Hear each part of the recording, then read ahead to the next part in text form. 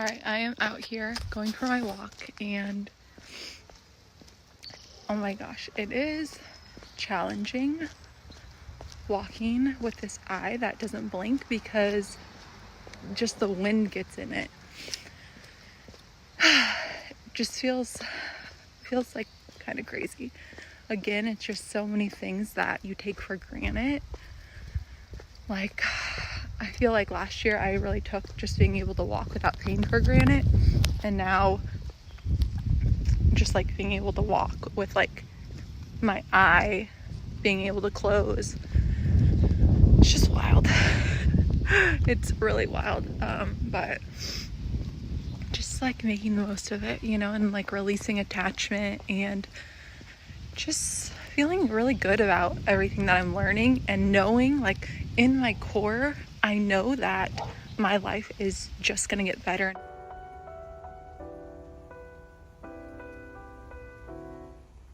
And it is still here, as you can see from my face.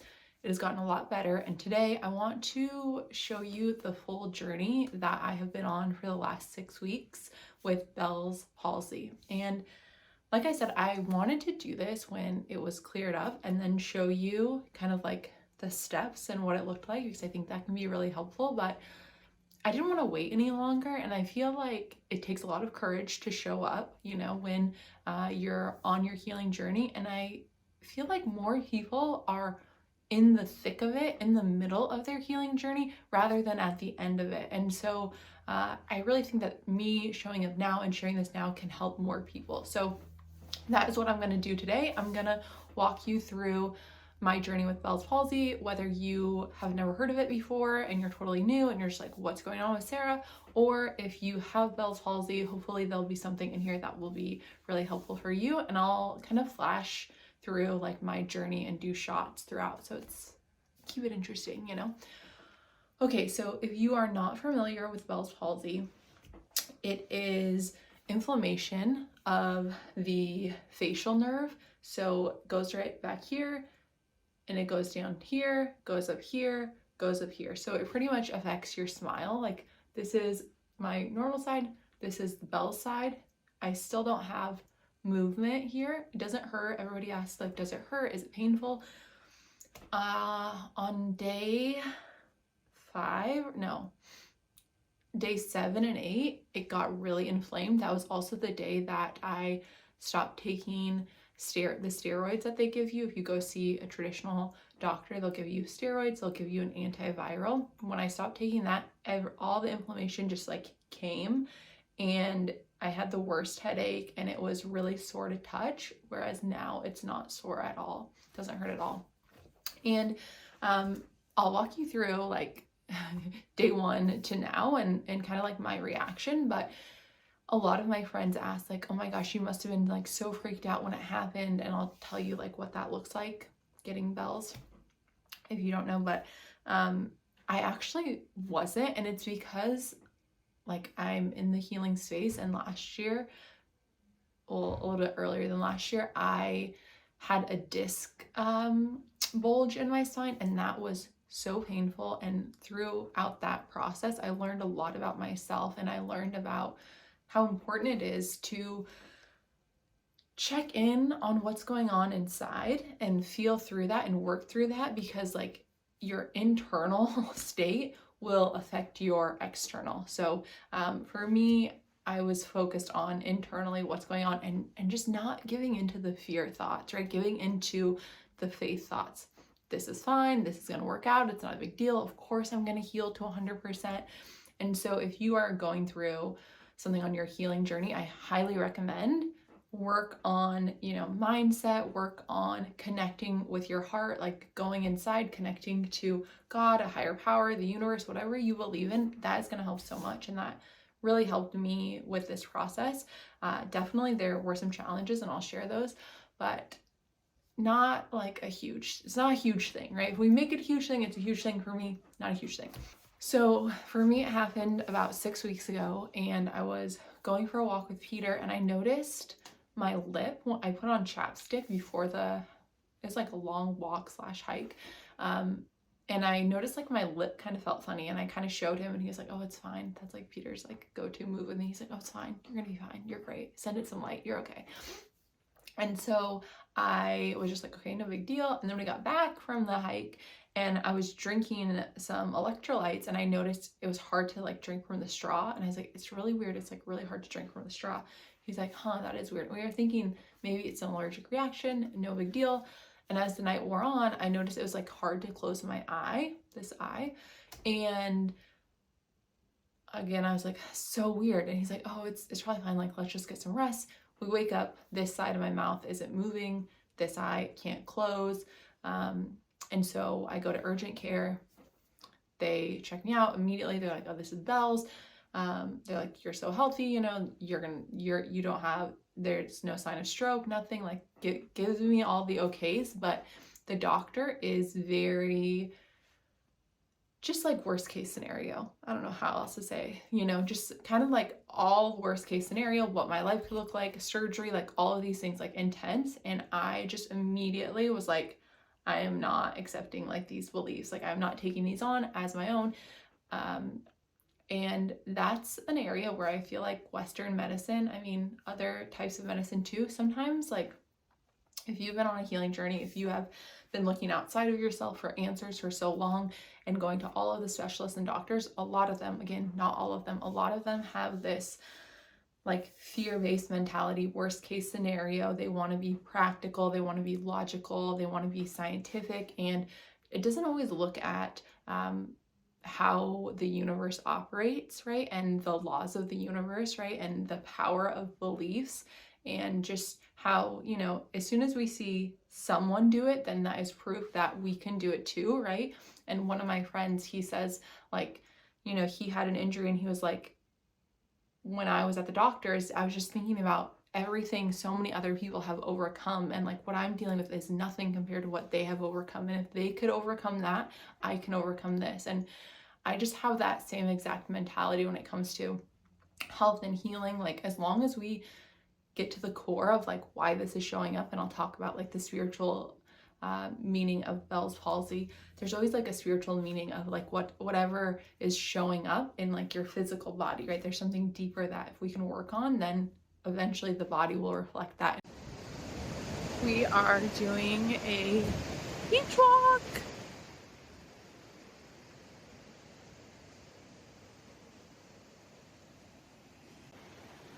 Hey, Yeah, that's what. babe, What's that? this is the thing, and we're live.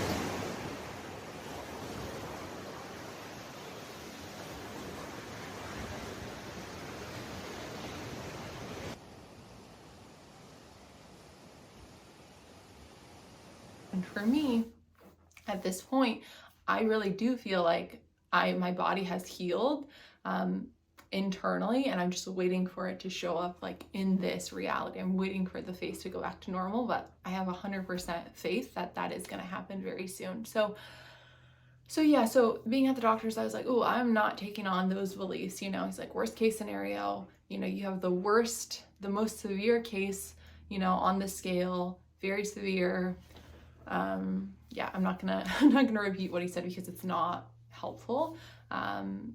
And if you have also been told, you know, things like that, you'll never heal, you'll never do this, you'll never do that.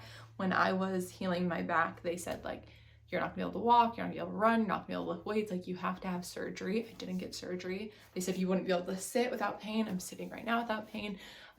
So again, like, this is not medical advice, but I do think that it is important to pay attention to like what you are taking in as like your own beliefs, because your body will reflect that, right? So went to the doctors, gave me antiviral steroids.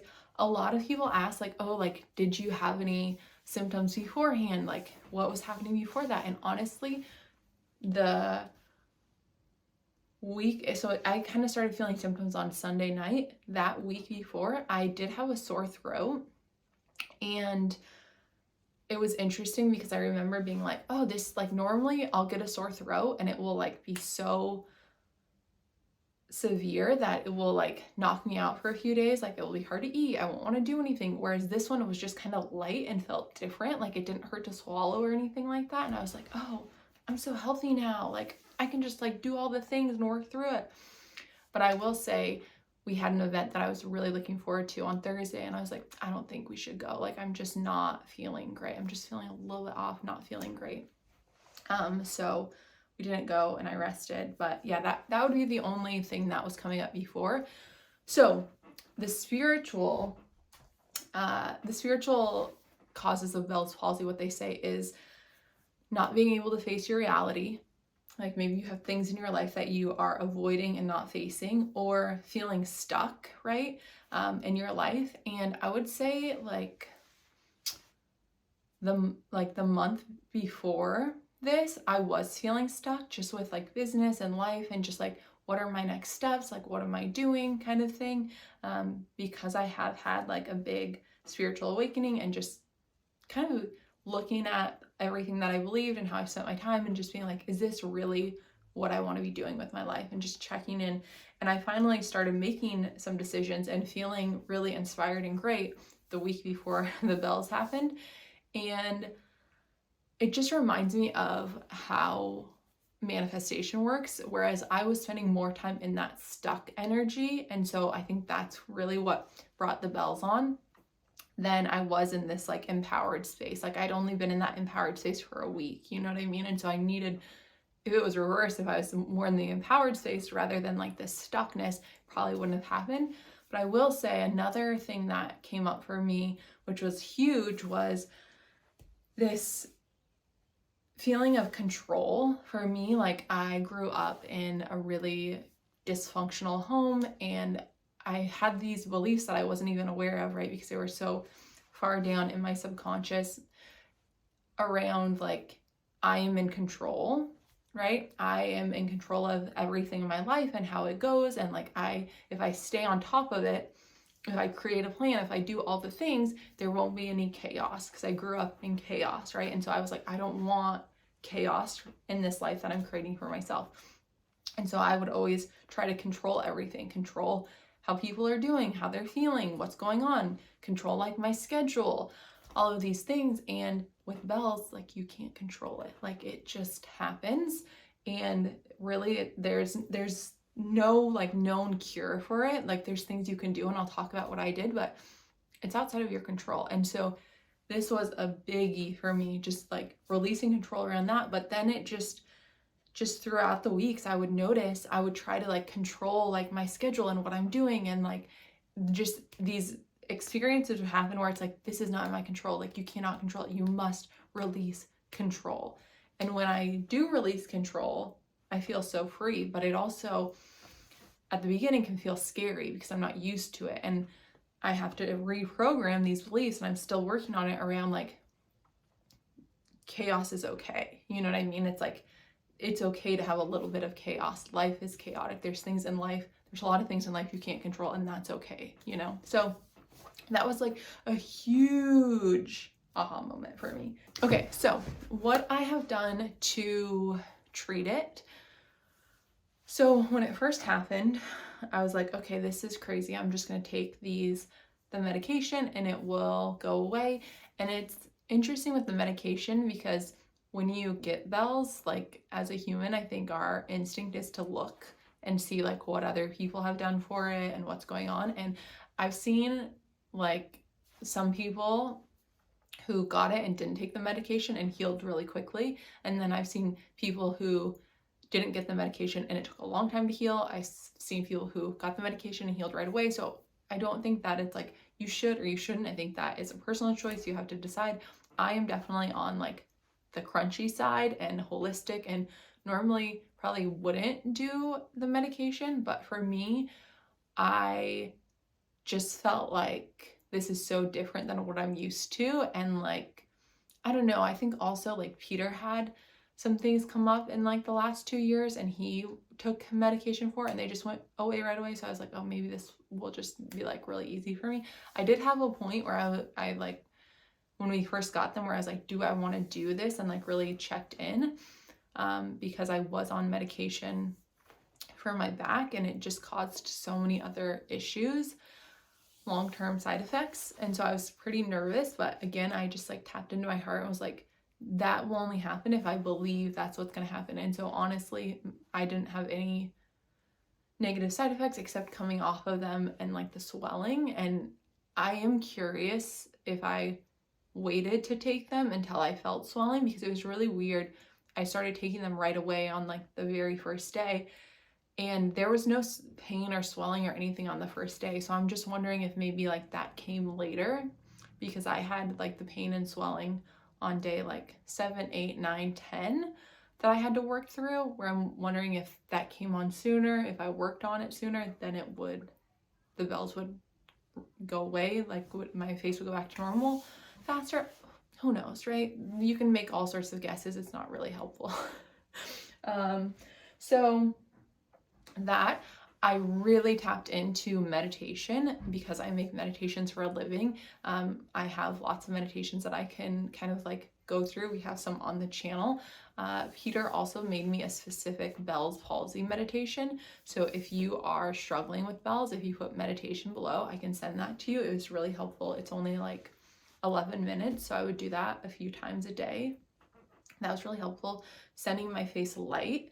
One thing that I noticed is, so like our hands are actually really powerful healers. And so I would just put my hand on my face, and I can feel like the energy, and I can get like, when you have bells, one thing that you want is you want to feel like kind of like tingly or like twitching, because that's the nerve like coming back. And so if I put my hand on this and I do nothing, I'll feel it.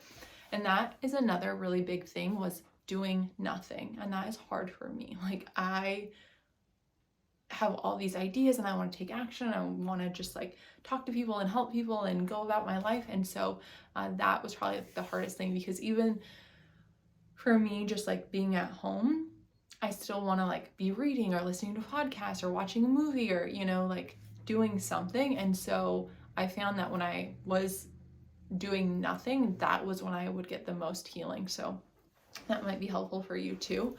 Sleep was huge. And this was like another thing that I had to work through was, so I work for myself, I work from home, I get to set my schedule. And so I decided that I was gonna wake up without an alarm clock. I don't know if we were doing that before. I feel like maybe we started during this, but maybe we started before.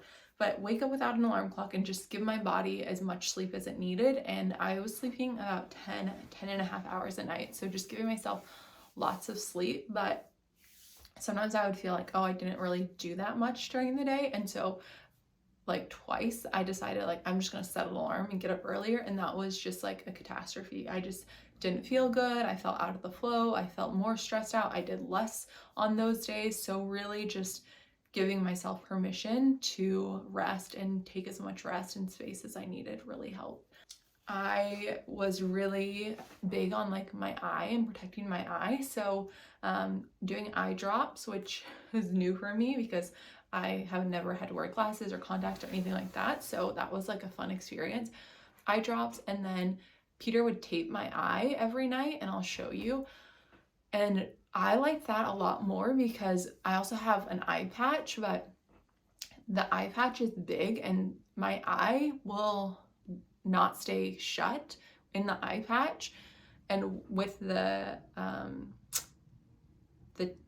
tape, I don't know what we're calling it, like the gauze and the tape, that really stays in place. And it also doesn't have anything around my head. I found with the eye patch, it would kind of give me a headache, or it would move because of my hair. So I liked that during the day. If my eye was painful or anything like that, then that was helpful. But honestly, I would say like the first 3 weeks, the eye was a bigger deal. It would like water a lot. It would just feel really uncomfortable. Like going outside, I have to wear sunglasses because the wind would hurt it, because like you're not blinking. And when you don't blink, you're not hydrating your eye. Also at night, I would use the Goofy eye drops. Those are like extra lubrication for your eye. That is really powerful. So highly recommend that. I need some water. I also did acupuncture. I did 8 sessions of acupuncture. I think it helped. It really helped my digestion and like my energy. And so I'm like, I kind of want to do acupuncture regularly, but in terms of like my face, it's so hard to tell right? It's so hard to tell. I also don't love going to places where they kind of make you feel like you're like injured or struggling, right? Because I really have been trying to take on this energy this whole time of like being healed, because I think that if you can believe that you're healthy and you're healed, like really believe it, not just say it, but believe it, be in that energy, be in that vibration, your body will match it. And one thing that is like so great about Peter is, I remember on like the second day, I was just like, oh my gosh, my face looks so funny, right? And he's like, no, it looks fine, it looks normal. Like the whole entire time, it was like nothing has changed, you know? And I think that that's like really important. So another thing that I found that was kind of triggering for me is like all of my friends like to do FaceTime. My business is all video. Like I do coaching calls, I do, you know, reels and TikToks, and now I'm doing YouTube. Like it's so much video, and it's one thing to be on video where you don't see yourself, which I don't even know what that looks like. Pretty much all the video that I'm talking about, FaceTime, like you see yourself, Instagram stories, reels, Zoom, right? And for me, when I look at myself, then that's like this reminder of like, oh, something's wrong with my face doesn't look normal, right? Whereas if I'm just going about my day, I'll forget about it. And so I really haven't been doing as much video as normal, because I don't want that constant reminder of like, oh, like your face isn't symmetrical, oh, like your eye isn't blinking, your smile isn't there. Speaking of smile, that has probably been the biggest thing, because I am such a smiley person. Like if you look at my Instagram, it's like all smiles. Like I'm a very happy, smiley person. And so my smile not looking the same, like Peter always says, he's like, you can still smile. Like I pick up on the energy, like we get it, but it's different when you're used to seeing your smile a certain way, you know? So that has been challenging for me, but I'm excited for it to come back. I've also been doing green juice, lots of nutrients, like always, reading a lot because that brings me so much joy, getting lots of vitamin D, and doing light movement. The first, I would say 4 weeks, I wasn't doing anything that allowed me to break a sweat. I've kind of been picking it up a little bit, but playing with it, because around week 4, I noticed a little bit of ringing in this ear, and it would increase like the more activity I would do. And so I took it back, and then it went away. But I still sometimes, if I'm like breathing a lot or moving a lot, now I'll notice it a little bit in this year. I'm hoping it's just evening out and it's all gonna just like go back to normal. Okay, my friend, I hope that this was helpful for you on your healing journey, or if you know somebody who has bells, feel free to share this with them. If you have any questions, if you've just been curious about me, like please continue to send me images of my smile being back, being 100% healthy. And if you want, I can do another video updating you when it's fully gone, which I'm hoping is very soon. Okay, I'm out here for my walk and my mouth is still not 100%, but I'm so excited for when it is. But I just want to document this moment in case I forget to smile my face off, okay? Okay.